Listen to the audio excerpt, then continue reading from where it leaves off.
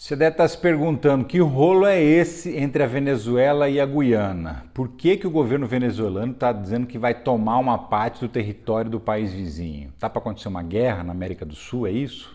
Fica aí que você vai entender essa história direitinho e é já. Antes, senta o dedo no like, engaja comigo e vamos nessa.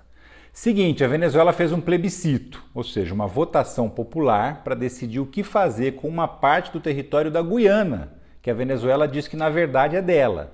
A região que está sendo disputada é chamada de Essequibo, uma área de floresta que tem 70% do território da Guiana. Mas desde quando essa área é disputada, hein? Há séculos que se discute quem é o dono desse terreno. Um terreno de 160 mil quilômetros quadrados. Tudo começou em 1648, quando a região da Venezuela ainda era colônia da Espanha. Nessa época, a Espanha doou uma parte do território para a Holanda, justamente essa área de Essequibo. Depois, a Holanda deu essa terra para o Reino Unido. E ali se formou a Guiana Inglesa, que era colônia da Inglaterra, e assim ficou por muito tempo, até 1966, quando finalmente a Guiana se tornou um país independente. Mas mesmo antes disso, a Venezuela sempre alegou que a Holanda nunca foi dona de verdade da área, porque ela não chegou a ocupar o território. E se não era dela, ela também não poderia ter doado para o Reino Unido. E essa é a lógica venezuelana. Em 1899, o Tribunal Internacional de Justiça de Haia definiu que a área pertencia sim à Guiana, mas a Venezuela também nunca se conformou com isso. Ela nem reconhece o Tribunal de Haia como ilegítimo, para você ter uma ideia do tamanho da encrenca. Mas apesar dos protestos, a Venezuela nunca fez assim nada mais agressivo para tomar o território, sabe? Só continuou reivindicando a área, protestando, mas sem uma ação concreta para tomar de volta. Só que aí, em 2015, uma petrolífera americana prospectando a área encontrou a maior reserva de petróleo do mundo, com estimativa de 11 bilhões de barris de petróleo offshore, ou seja, no mar que pertence a essa região. Pronto, despertou o interesse da Venezuela de novo no território. Agora, em agosto, a Guiana começou a vender licenças para a exploração de petróleo na região. E quem comprou foram duas empresas, uma americana e uma chinesa. Por causa disso, o país, que é pequenininho, ficou rico, da noite para o dia.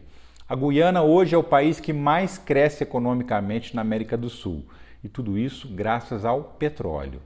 Aí você junta esse fato com outro fato, que vai ter eleições no ano que vem na Venezuela, e o Nicolás Maduro está precisando de um episódio para unir o país em torno do nome dele, pronto, achou um jeito de tentar se manter no poder. Então ele resolveu declarar de novo que esse território pertence à Venezuela e ponto final. Só que para dar um verniz de legalidade, ele inventou esse plebiscito para a população votar. E o povo votou pela anexação da região, claro. Quem é que não quer uma área cheia de petróleo no mar e ainda lotada de minérios preciosos na região de floresta? Quem ia dizer não para isso? Ninguém, né? De fato, segundo o governo venezuelano, a votação foi de 95% a favor da anexação. E aí agora fica essa incerteza sobre o que a Venezuela vai fazer. Se ela colocar militares na região, isso pode gerar uma guerra. E não só uma guerra contra a Guiana, porque os Estados Unidos estão ameaçando entrar no meio para defender os interesses deles lá. Você se lembra que uma das petrolíferas que está explorando petróleo é norte-americana? Então, e uma guerra nesse momento é tudo que os Estados Unidos querem para tirar o Maduro do poder, né não?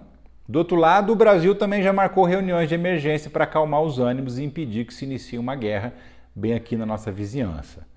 Tudo indica mesmo que não vai ter guerra nenhuma. Que isso é tudo jogo de cena do Nicolás Maduro para conquistar os votos dos venezuelanos na eleição do ano que vem. Mas nunca se sabe, né?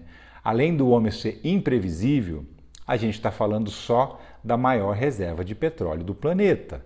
Se fosse só um pedacinho de terra, de floresta, sem nada interessante, provavelmente a gente nem estaria tendo essa conversa aqui, essa disputa nem existiria. Mas quando tem petróleo no meio, tudo pode acontecer, né?